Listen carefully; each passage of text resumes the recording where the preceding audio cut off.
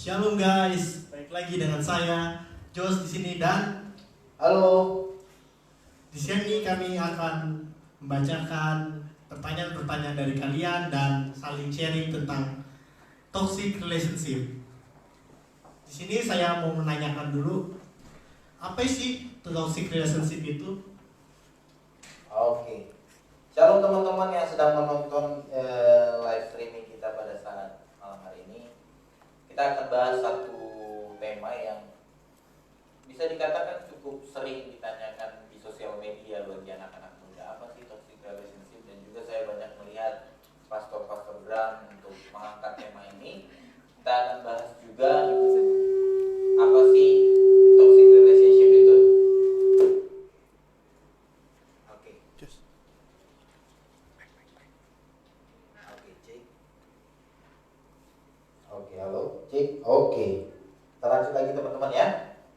Mohon maaf ada kesalahan teknis sedikit mengenai sound system kita. Toxic relationship itu adalah istilah yang merujuk kepada seluruh hubungan yang ditandai dengan perilaku-perilaku yang merusak fisik maupun emosional diri sendiri dan pasangannya. Jadi secara singkat sebenarnya toxic relationship itu adalah suatu hubungan yang didasari dengan tindakan-tindakan yang merusak, tindakan-tindakan yang merugikan, tindakan-tindakan yang sebenarnya membuat salah satu hubungan atau salah satu pasangan tersebut merasa dirugikan. Itu untuk dari penjelasan toxic relationship itu tadi. Oke, begitu Jos, arti dari toxic relationship secara sederhananya. Di sini saya akan membacakan riset dari website Mahkamah Agung dari Rabu tanggal 3 bulan 4 2019 sebanyak 419.268 pasangan sepanjang 2018. Dari jumlah itu inisiatif perceraian paling banyak dari pihak perempuan, yaitu 307.778 perempuan, sedangkan dari pihak laki-laki sebanyak 111.490 orang. Menurut data yang dikeluarkan oleh Mahkamah Agung pada tahun 2019, sudah ada 646.997 kasus permohonan perceraian yang telah diterima dari seluruh Indonesia. Menurut data yang dikeluarkan oleh Badan Pengadilan Agama Mahkamah Agung pada tahun 2019, sudah ada 604.997 kasus permohonan perceraian yang telah diterima dari seluruh Indonesia. Dari jumlah permohonan perceraian yang masuk, 79% permohonan terkabul di pengadilan. Berarti lebih dari 479.618 pasangan menikah telah resmi bercerai selama tahun 2019 ini. Mengejutkan ya, selama 2019 ini perkara kasus perceraian yang diajukan dari pihak istri totalnya mencapai 355.842 kasus. Sedangkan kasus perceraian yang diajukan dari pihak suami atau cerai talak mencapai 124.776 kasus. Banyak sekali ya Bang. Lumayan, sangat banyak itu, sangat. Tapi apa sih, kenapa bisa terjadi gitu di sebanyak itu? Kenapa Peristiwa ini sebenarnya dapat terjadi bukan cuma di kalangan di luar Kristen ya, tapi saya percaya ada orang percaya di dalamnya yang melakukan praktik perceraian ini. Sebenarnya kita tidak berbicara tentang pernikahannya, tidak, tetapi kita di masa muda ini untuk memahami secara jelas sebelum kita melakukan yang namanya pernikahan, kita harus mengerti dulu apa sih pasangan kita ini, apa sih pacar kita ini, seperti apa sih pacar kita ini, atau yang sedang menjalani hubungan pacaran, yang sedang di rumah yang sedang menonton. Untuk teman-teman mesti hati-hati sebelum menentukan jenjang kepernikahan. Karena apa? Karena sangat bahaya ketika setiap tahunnya di 2018 dan 2019 seperti yang Jos bilang tadi, Mahkamah Agung mencatat itu ada kenaikan perceraian dari tahun 2018 dan 2019. Dan di tahun 2020 itu pasti akan semakin banyak juga perceraian. Karena apa? Karena kita sudah tahu ada pandemi yang sedang merebak di seluruh dunia, teman-teman. Dan itu mengakibatkan ekonomi lemah, semua lemah, kesehatan, transportasi dan segala macam pekerjaan lemah. Nah, gembala kita di tempat ini, Pendeta Meshak Alexander itu sudah mengemukakan juga di live streaming di akun Facebook beliau Meshak Alexander dan juga di akun YouTube-nya Meshak Alexander. Di sana beliau menceritakan bahwa keluarga di tahun 2020 ini mengalami goncangan untuk kita boleh lebih dekat lagi sama Tuhan. Nah, sekarang hubungannya dengan toxic relationship ini apa sih sebenarnya, survei-survei ini yang dikemukakan oleh Jos tadi? Nah, menurut saya selaku hamba Tuhan yang menilai hal ini, ada dua menurut saya yang saya mau soroti kenapa hal ini bisa terjadi. Yang pertama itu kurangnya mengenal pasangan satu sama lain. Yang kedua itu tidak adanya saling melengkapi.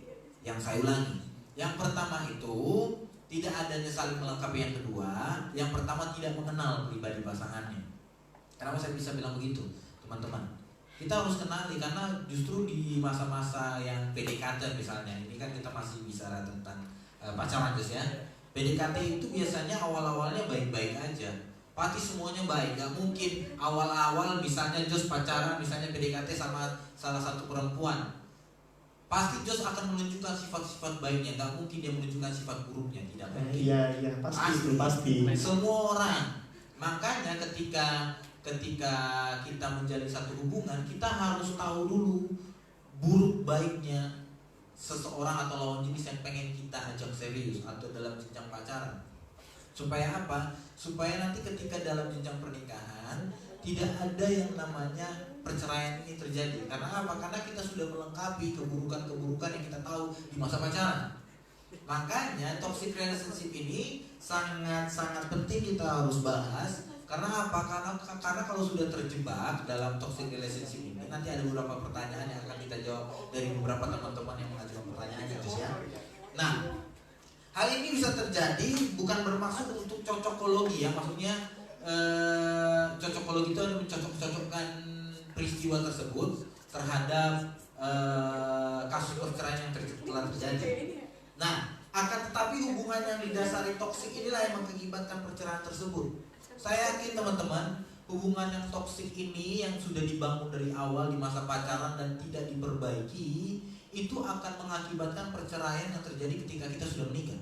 Secara tidak langsung, memang bukan secara garis besar, tetapi secara tidak langsung mempengaruhi hubungan rumah tangga.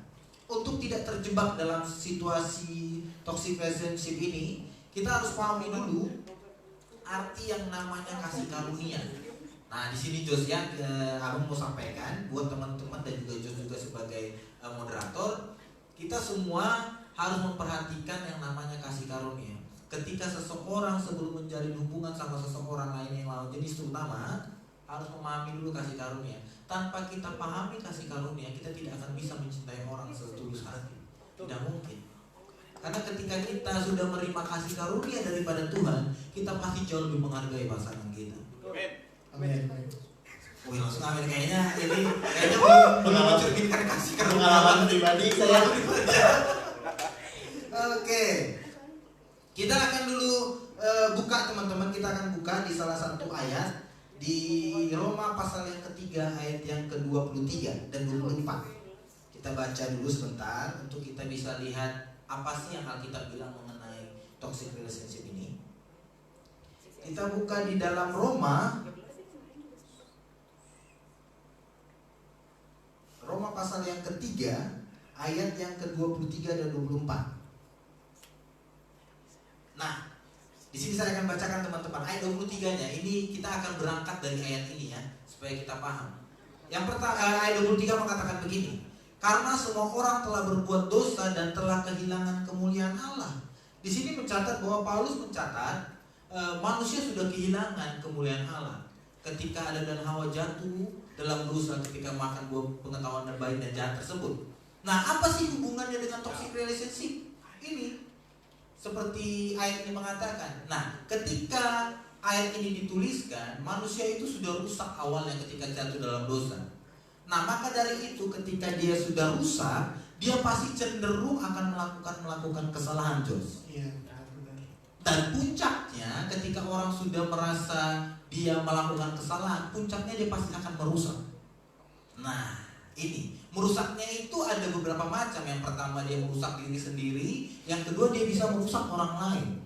Karena apa? Karena sudah rusak awalnya.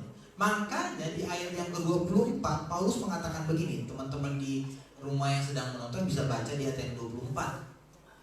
Dan oleh kasih karunia telah dibenarkan dengan cuma-cuma karena penebusan dalam Kristus Yesus. Kalau kita sebagai anak muda tidak memahami ayat ini, kalimat ini, kalau kita benar-benar disucikan dan dikuduskan oleh darah Kristus di kayu salib, ketika kita mengimani itu, meresponi hal demikian, saya kena percaya hubungan kita pasti akan sehat. Sehatnya dalam arti gimana? Yang pertama, ini saya akan sebutkan teman-teman contoh-contoh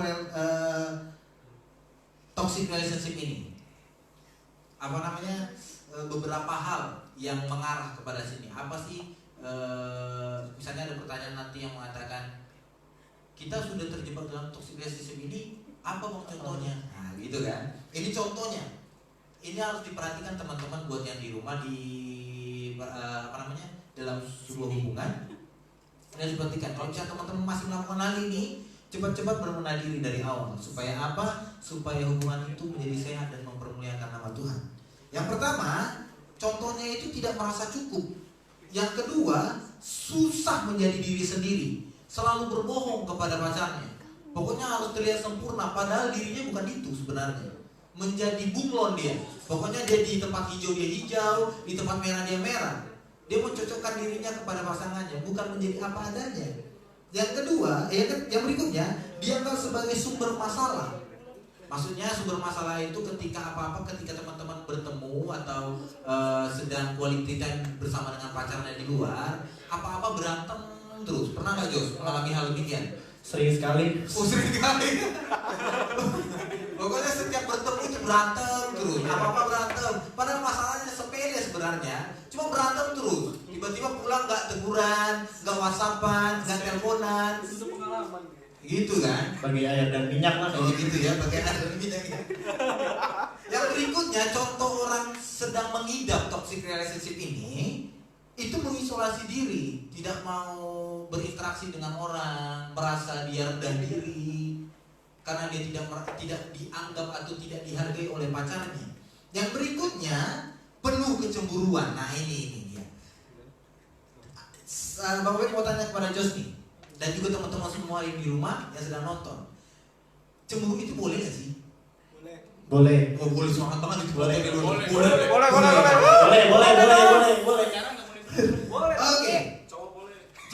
Cowok boleh ya, cewek enggak ya. Sebenarnya kalau orang-orang yang pernah kita dengar atau orang-orang di luar sana yang pernah berkata cemburu itu tanda sayang, Mas. Itu kata-kata orang-orang ya. Tapi saya patut akui memang cemburu itu adalah sifat hormon manusia melihat satu pasangan ya. Misalnya ngobrol kepada lawan jenis yang lain, ada perasaan jealous, misalnya dalam hati, buset itu temannya ganteng banget sih, nggak kayak gua gitu kan. Jadi ada perasaan minder untuk kita merasa cemburu ketika pasangan kita atau pacar kita ngobrol dengan orang lain yang lawan jenis. Itu sebenarnya sifat lumrah manusia, ya. Jadi apakah penuh kecemburuan ini sangat mempengaruhi toxic relationship? Sangat.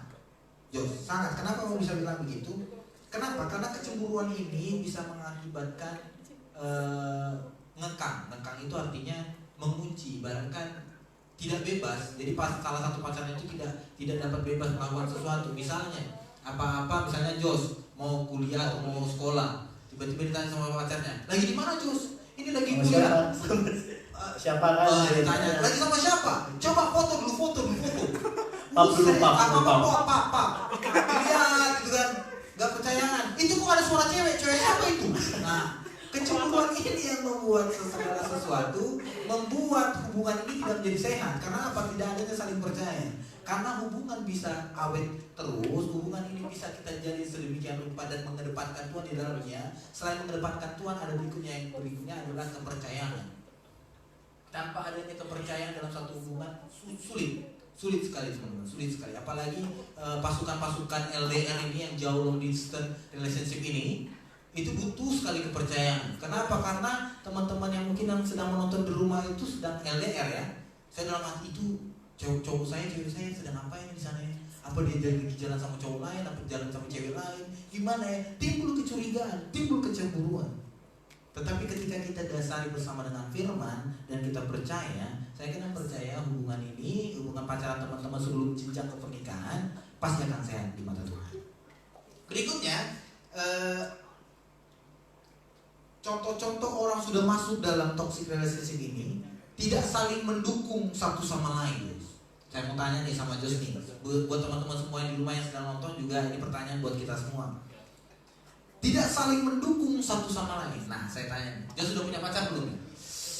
Belum. Oh belum. Jadi teman-teman di rumah yang sedang tertarik dengan Jos ini boleh DM. Wah, Nama IG. promosi dulu ya. Gak apa-apa.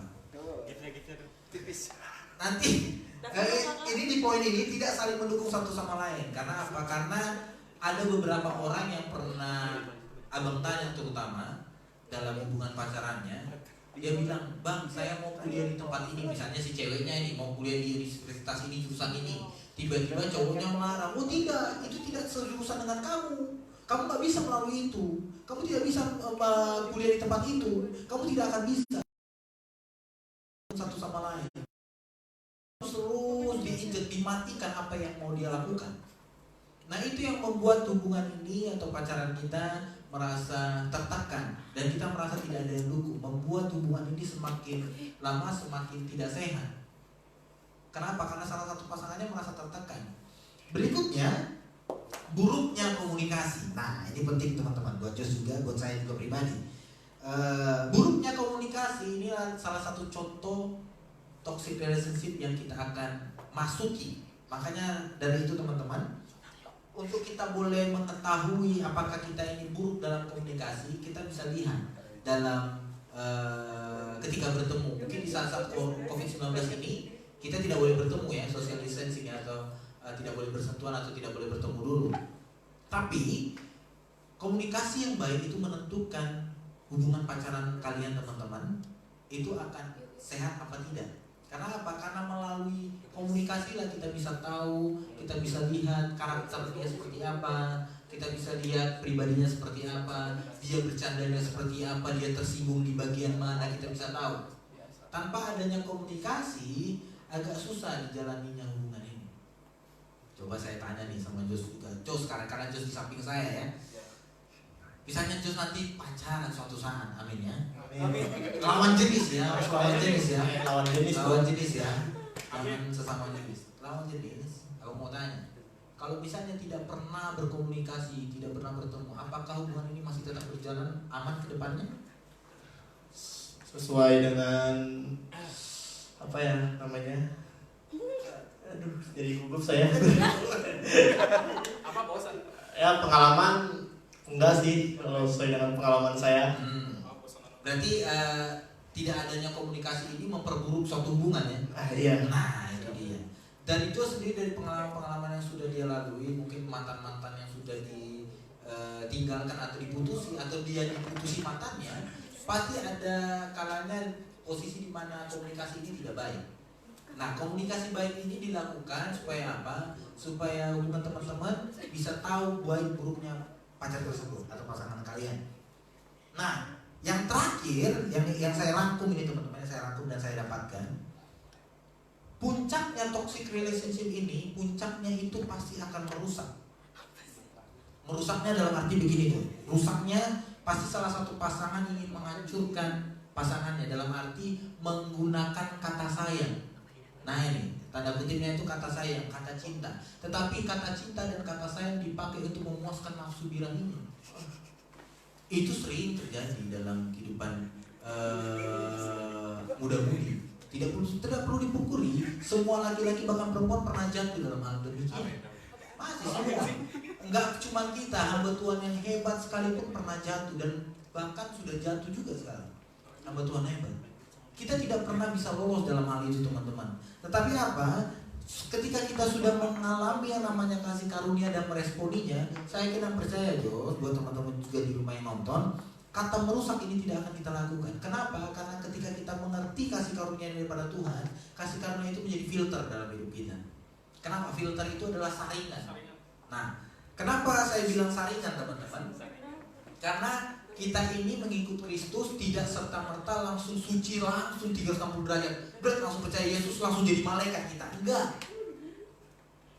Dalam mengikut Tuhan itu Jos, kita itu harus ada namanya proses. Sama kayak ketika kita dilahirkan dari bayi, balita, SD, SMP, SMA, itu perlu proses panjang untuk kita bisa bertumbuh dewasa. Sama juga dengan mengikut Tuhan itu proses untuk kita menjadi serupa dengan Tuhan.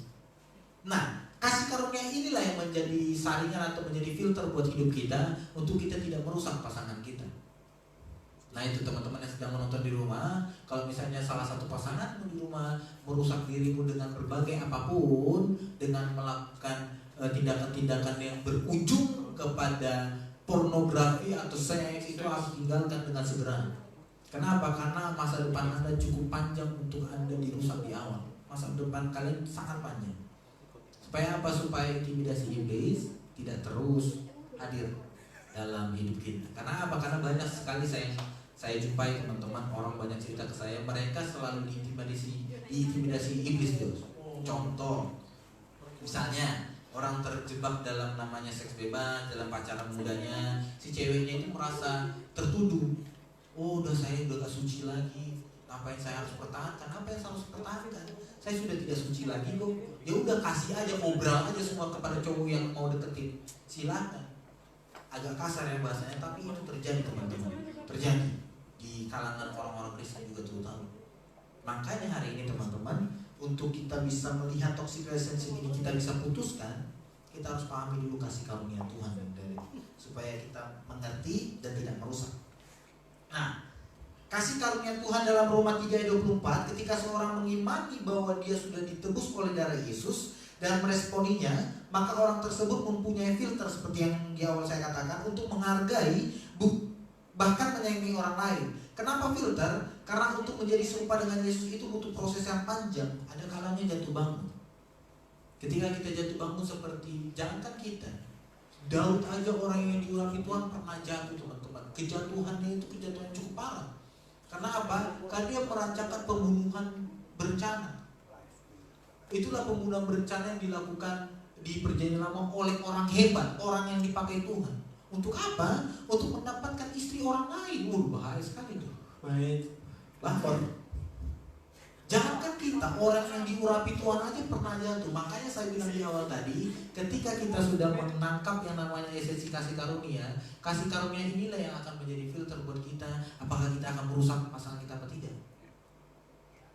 Itu akan jadi filter. Jadi buat nanti buat teman-teman semua yang cuma nonton, untuk bisa jadi filter, hati-hati apabila sudah jatuh ke dalamnya, bicarakan baik-baik. Kalau misalnya salah satu pasanganmu tidak mau mendengar masukanmu, tinggalkan segera. Putuskan segera. Mama saya pernah bilang begini teman-teman, jangan menangis ketika engkau ditinggal oleh pacarmu, tapi berbahagialah karena engkau sudah lepas dari namanya cinta palsu. Wis. Bukan. Iya loh, kita terlepas dari namanya cinta palsu. Mama saya selalu bilang begini, tidak usah sedih. Dan ketika salah satu pasanganmu tidak membangun diri kita sama sekali untuk mendekat sama Tuhan, lebih baik tinggalkan daripada kalian menikah dan menciptakan neraka dalam rumah tangga kalian sendiri. Benar. Bahaya. Nah, jadi begitu Jos untuk mengenai toxic relationship ini. Jadi apakah Jos sudah menampung beberapa pertanyaan dari beberapa teman-teman di rumah supaya kita akan sharingkan bersama. Silakan Jos. Di sini saya akan sudah menampung pertanyaan-pertanyaan kalian dan saya akan menjawab lagi. Bertanya. Terus saya malah di sini duduknya. Pindah. Kayaknya ada yang nonton di rumah ya, perhatikan Jos. Iya. Mama saya nonton sama saya. Jos yang ditampung dari beberapa hal yang sudah ditanyakan oleh teman-teman semua ya di akun Instagram Explosion Generation. Di follow teman-teman. Jangan cuma ditonton, di follow. Supaya dan di Facebook juga. Facebooknya Explosion Generation juga ya. Oke. di follow juga, diikuti supaya teman-teman semua di rumah, Update. anak-anak youth update untuk kegiatan-kegiatan kita di tempat ini. Nah, pertanyaan yang pertama, kalau terjebak di toxic relationship tapi sayang banget sama pacarnya, gimana mengatasinya bang? Jawabannya adalah toxic relationship yang ditanyakan barusan ini sangat luas ya. Kenapa? Karena yang ditanyakan ketika dia terjebak di toxic relationship. Tapi terjebak di toxic relationship bagian mana? Kan banyak. Jadi yang Bang Obed sebutkan tadi, ada banyak. Sekarang saya tanyakan kepada yang bertanya, kamu tertujunya kepada bagian yang mana? Sekarang Bang Obed contohkan lah ya, supaya lebih gampang untuk teman-teman semua yang menonton di rumah. Kita ambil satu saja deh. Misalnya pasangan terlalu cemburu banget sampai overprotective. Ini yang seperti yang Bang Obed bilang di awal tadi. Overprotective-nya apa-apa minta foto, apa-apa minta picture, post a picture, singkatannya PAP itu ya. Apa-apa minta foto, terus minta foto kegiatan kita di mana, minta foto terus. Itu terus yang dilakukan oleh pasangan kita. Nggak boleh deket sama teman cowok atau cewek selain dia. Tidak boleh menyimpan kontak siapapun kecuali pasangannya. Wah, itu sudah overprotective parah. Kenapa? Masa tidak boleh menyimpan kontak orang lain selain dia? Masa kontak orang tuanya nggak boleh juga disimpan?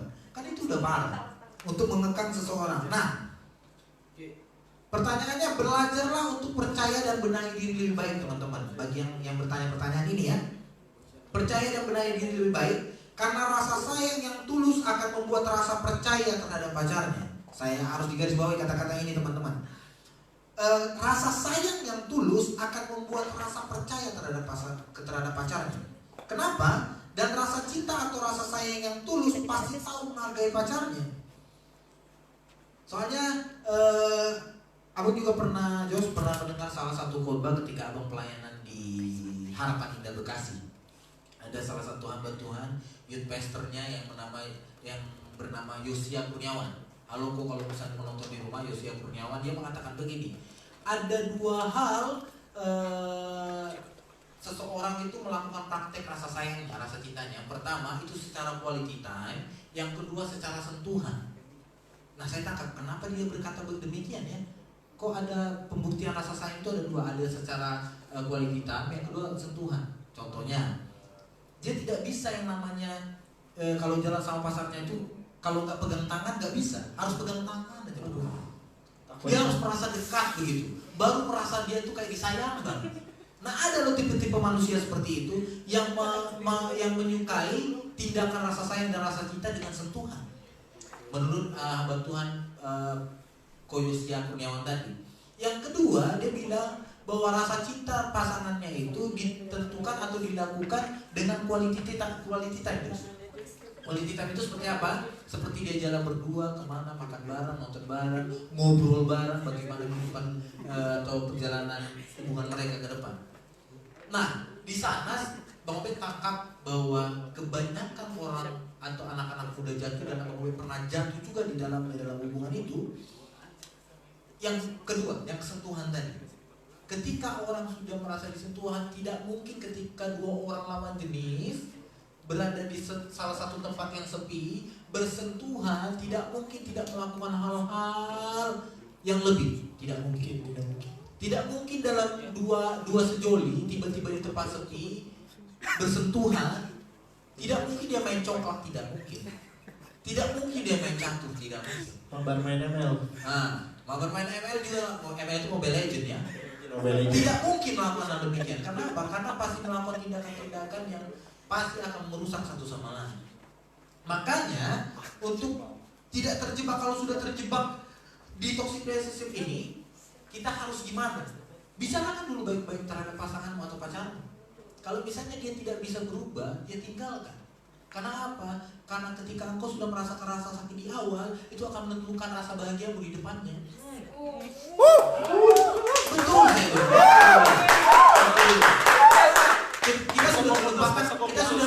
kita sudah melupakan di hari ini. Memang bersakit-sakit dahulu, pikiran kita terus memikirkan dia. Tapi percayalah teman-teman, kita akan memperoleh kebahagiaan di depan sana. Makanya hati-hati, bicarakan itu baik-baik terhadap pacarmu, bahwa kamu tidak mau melakukan hal demikian. Misalnya ada yang terus pacarnya ini minta-minta cium terus, minta-minta pegang-pegang dan segala macam, dan berimbas sampai berhubungan intim lainnya suami istri. Saya harus keras berbicara ini. Kenapa? Karena banyak anak muda yang jatuh di tempat ini. Makanya ketika hal sudah dilakukan tersebut, teman-teman harus bicara kepada pasangan. Saya tidak mau lagi melakukan ini. Kalau dia tetap tidak berubah dan terus melakukan hal demikian, tinggalkan sekarang. Karena apa? Karena masa depan Anda lebih panjang.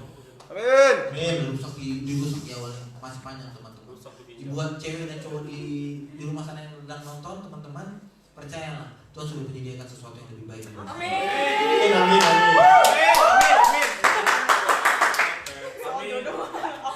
Oke, berikutnya Jos. Itu dari abang penjawab pertama Jos. Berikutnya Jos. Nih yang berikutnya. Bagaimana cara kita tahu kalau kita lagi ada di hubungan yang toksik? Bagaimana caranya kita tahu kalau kita lagi ada di hubungan yang toksik? Kita kembali ke contoh yang abang paparkan di atas tadi, yang mengatakan begini. Bagaimana kita tahu kita sudah ada di hubungan yang toksik ini? Kalau misalnya teman-teman tidak pernah merasa cukup dalam menjalani hubungan, tidak pernah menjadi diri sendiri, merasa direndahkan, dianggap sebagai sumber masalah, Anda sudah masuk dalam toxic relationship. Kenapa? Contoh, teman-teman kalau misalnya sudah menjalani hubungan 1 tahun, 2 tahun, tapi tidak pernah menjadi diri sendiri, selalu menjadi orang lain, tidak memberikan apa adanya diri teman-teman. Misalnya tidak suka ini contoh aja, contoh kecilnya. Tidak suka makan pecel lele, tapi pacarnya suka makan pecel lele. Kita berusaha untuk tidak menjadi apanya dan tidak jujur. Itu setengah mati. Sampai kalian menahan itu sampai pernikahan, bahkan sampai akhir hayat setengah mati. Makanya butuh kejujuran dalam sebuah hubungan. Untuk apa? Untuk kita tahu kita sudah berada dalam zona ini di taraf yang berapa persen. Kalau masih 20% atau 10% masuk dalam tahap toxic relationship, bagus Anda jujur di awal. Supaya apa? Supaya hubungan teman-teman bisa mempermuliakan nama Tuhan dan memberkati banyak orang. Karena apa? Karena sangat jarang, jujur Bang Boy juga pernah menjalani hal-hal toksik ini. Banyak kamuflase, banyak tipu muslihat yang dilakukan. Terkadang di sosial media suci sekali, di Instagram, di Facebook suci sekali, kayak postingannya rohani sekali. Padahal tindakan pacarannya tidak mencerminkan hal demikian. Iya, saya pernah jatuh di hal demikian. Makanya saya itu mengimbau teman-teman semua untuk kita pahami betul bagaimana kasih karunia Tuhan. Supaya apa? Supaya hubungan teman-teman yang sudah berjalan 1, 2 tahun, 3 tahun, 4 tahun, bahkan 5 tahun itu menginspirasi orang banyak. Sehingga apa? Sehingga nama Tuhan dipermuliakan. Intinya hubungan pacaran ini bukan cuma 2 pribadi, tapi melibatkan Tuhan. Supaya apa? Hubungan kita ini menjadi cermin buat orang, supaya orang mau percaya kepada Tuhan Yesus Kristus sebagai Tuhan dan Juru Selamat lewat hubungan kita. Nah, Itu ya. Itu yang kedua. Ada mungkin pertanyaan lagi? yang ini yang terakhir nih dari teman kita. Oh, yang terakhir ya. Iya, yang terakhir. Oke. Kalau kita punya pasangan yang terlalu mengontrol hidup kita, gimana baiknya? Oh, kalau kita punya pasangan yang terlalu mengontrol hidup kita, gimana baiknya? Putusin. Oh, enggak, bercanda langsung yang di rumah langsung putus ya. langsung kaget yang di rumah. Putus. Enggak, itu bercanda ya, enggak diputusin ya. Bukan diputusin ya, tapi 3 deh. Oh, enggak. Sama aja dong. Oke, di sini Bang Ben pengen berangkat di 2 hal. Mengontrol itu ada 2 hal. Yang pertama mengontrol kepada hal yang baik, yang kedua mengontrol kepada tindakan yang buruk. Kalau misalnya dia mengontrol ke hal-hal yang baik, ya nggak apa-apa. Contoh, Dek, kita ibadah bareng yuk. Misalnya corona ini udah beres, abang jemput di rumah. Nanti ada ibadah jam 7 dan 10. Mau ikut ibadah mana? Ibadah 10 aja bang. Ya udah, nanti abang jemput jam 9, saya di rumah. Kita akan beribadah di GB Call Cikampek. Nah, itu kan lebih enak. Misalnya kalau bisa diajak jalan keluar, Dek, kita jangan pulang malam-malam. Nanti orang tua nyari. Nanti orang tua marah. Kita harus pulang lebih cepat. Dan nanti kalau misalnya kita pergi jalan, kita harus pamit dulu. Itu mengontrol itu ada 2 hal. Mengontrol yang baik sih nggak apa-apa menurut saya ya. Tapi ada mengontrol yang buruk. Contoh, mengontrol yang buruk itu seperti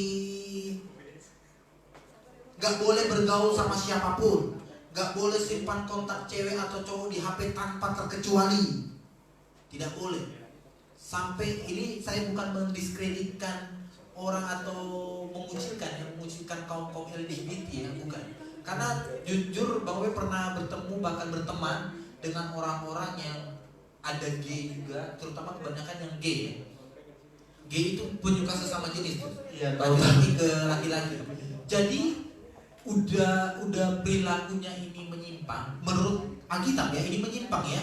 Nanti kalau misalnya teman-teman yang pro terhadap LGBT terserah. Tapi Bang Obe berangkat dari Alkitab bahwa LGBT itu adalah dosa di mata Tuhan. Berangkat dari Alkitab. Nah, gay ini ketika dia melihat pacarnya yang gay ini jalan sama cowok lain, oh itu marah. Sampai dia dikurung di kamarnya, pasangannya ini menyilet-nyilet tangannya di depan pasangan gaynya itu. Supaya dilihat, nih kalau kau selingkuh lagi saya baret-baret di tangan saya. Supaya kau lihat. Sampai begitu, sampai melukai diri sendiri. Pengorbanannya terlalu over ya. Itu terlalu bodoh menurut saya. Terlalu bodoh. Kenapa kita menyiksa diri kita untuk seseorang yang belum pasti menjadi pasangan hidup? Buat apa? Apalagi gay loh. Gay, tanda petik gay sesama laki-laki. Itu Bang Obe pernah berjumpa dengan orang tersebut dan dia menceritakan hal demikian dan sekarang sudah bertobat. Bukan. Tapi sekarang dia udah pelayanan luar biasa. Ada di salah satu gereja besar di Jakarta. Dia pelayan di sana dan dia menjadi worship leader yang Tuhan pakai secara luar biasa. Dia menceritakan kisahnya sampai pasangan itu membarik-balikkan tangannya, membuat Bang Obe juga sampai begitu ya hubungan toksik ini ya. Ada juga yang orang rela mati bunuh diri karena apa? Karena dia merasa dia tidak punya hidup apa-apa lagi. Cowoknya sudah meninggalkan dia, menyetujui dia dan dia sudah mengandung. Saya hidup saya ini. Tunggu dulu bos. Hidup Anda bukan ditentukan dengan itu. Hidup Anda sudah ditentukan oleh Tuhan dengan penuh kemuliaan dan penuh.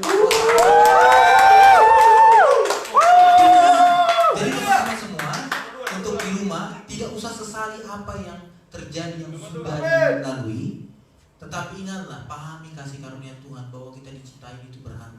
Tuhan sudah tentukan masa depan kita walaupun kita melakukan tersebut ada kalanya melenceng. Ada kalanya kita jalannya lurus, kita belok ke kanan, belok ke kiri dan semakin jauh. Tapi tidak, Tuhan tetap mengasihi kita dalam keadaan apapun hidup kita. Supaya apa? Pahami dulu kasih karunia supaya Tuhan terus memakai kita begitu just jawaban. Wow, sangat menginspirasi sekali ya tadi sesi Q&A kita. Oke.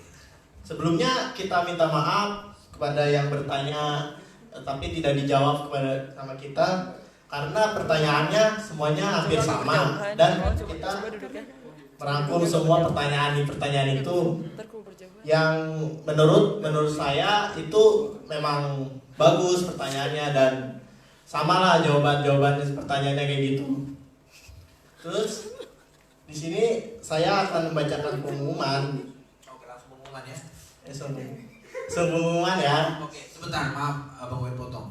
Untuk teman-teman semua yang menonton di rumah yang merasa ada pertanyaan-pertanyaan yang masih ganjil dan belum terjawab hari ini, tinggal DM akun Instagram Explosion Generation dan nanti komentar-komentar teman-teman yang belum ditanyakan akan dikumpulkan dan akan dijawab via postingan di Explosion Generation. Jadi nggak usah khawatir dan rahasia dijamin. Jadi teman-teman nggak usah merasa, nanti nama saya diposting. Nggak akan diposting. Nanti jawabannya akan ditertera di feed Instagram Explosion Generation dan mungkin di Facebooknya. Jadi silakan tanya dan DM admin Explosion Generation. Tuhan berkati. Silakan Jos. Atau enggak DM Jos Mesak _ aja kalau mau curhat.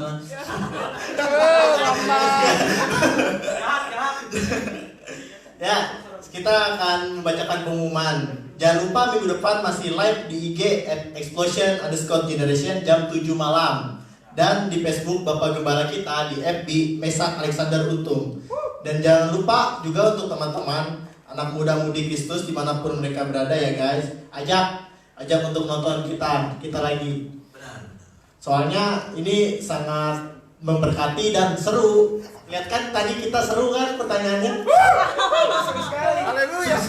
Apalagi hostnya. Luar biasa. Bisa.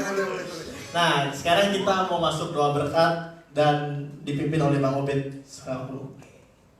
Nah, berdoa ya. Tapi sebelum itu teman-teman yang menonton live kita di tempat ini ya sekarang, kalau misalnya ada butuh dukungan doa, minta dukungan doa di rumah, siapapun yang mengalami sakit penyakit, minta didoakan apapun dalam pelajaran, dalam apapun itu, tinggalkan. Mungkin di komentar juga boleh, tapi kalau misalnya malu untuk berkomentar di Instagram dan di Facebook itu bisa di DM saja. Nanti adminnya akan list permohonan doa teman-teman, dan ini akan menjadi bahan doa kita semua untuk kita semakin keep in touch.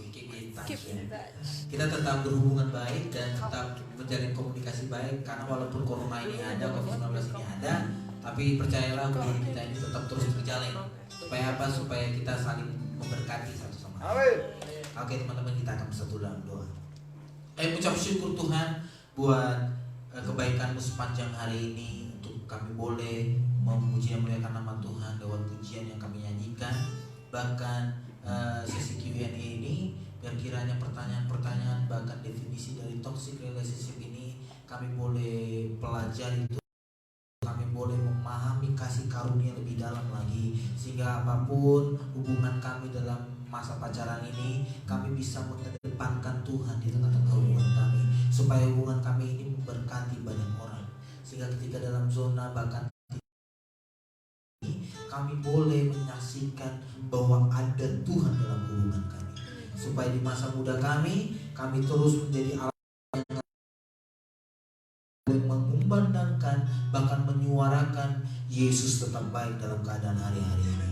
Terima kasih Tuhan, berkati setiap anak-anak Tuhan yang sudah melayani hari ini, berkati kameramen, pemain musik, worship leader, berkati moderator Jos, berkati hamba-Mu, berkati semuanya Tuhan yang turut ambil andil, berkati jemaat Tuhan, bahkan anak-anak muda yang menonton live streaming pada saat malam hari ini, berkati yang mengalami sakit penyakit, kami akan percaya Tuhan, bilur-bilurnya Yesus menyembuhkan, dan juga mengalami ketertekanan batin atau mengalami kelemahan iman, kami akan percaya Roh Kudus-Mu menguatkan kembali, menghidupkan kembali api itu untuk kami terus boleh menyuarakan kebaikan Tuhan, menyuarakan Yesus adalah Tuhan dan Juru Selamat kami lewat tindakan dan perilaku kami sebagai anak-anak muda. Berkati kami semua Tuhan, biar kiranya ibadah kami hari ini mempermuliakan nama Tuhan, dan banyak jiwa-jiwa diberkati, banyak orang-orang merasa diberkati lewat apa yang kami kerjakan hari ini. Berkati untuk ibadah-ibadah kami berikutnya, biar kiranya nama Tuhan dipermuliakan. Biar kiranya hari ini, jadikan hari ini hari damai sejahtera, hari sukacita, hari dengan penuh pengharapan, sehingga nama Tuhan terus dipermuliakan. Sebentar kami akan pulang, tutup bungkus kami di perjalanan, tibakan kami di rumah kami masing-masing, bahkan di rumah kami juga yang ada sedang menonton live streaming ini. Berkati seluruh isi rumah kami, kepala rumah tangga kami, papa, mama, abang, adik, siapapun itu Tuhan yang ada menonton di rumah. Pagari dengan malaikat surga-Mu, sucikan, kuduskan, biar kiranya nama Tuhan dipermuliakan lewat kehidupan kami. Kami siap Tuhan hari ini untuk menyelesaikan live streaming kami pada saat hari ini. Dalam nama Yesus, haleluya. Amin. Bersyukurlah kepada Tuhan, sebab Dia baik, sebab Dia baik, bahwasanya untuk selamanya kasih setianya, bersyukurlah. Ya, terima kasih untuk teman-teman yang sudah menonton dari awal sampai akhir. Semoga teman-teman semua diberkati. Dan jangan lupa minggu depan, hari Minggu juga jam 7 malam kita akan kembali lagi beribadah bersama-sama. Tuhan Yesus memberkati. Bersyukurlah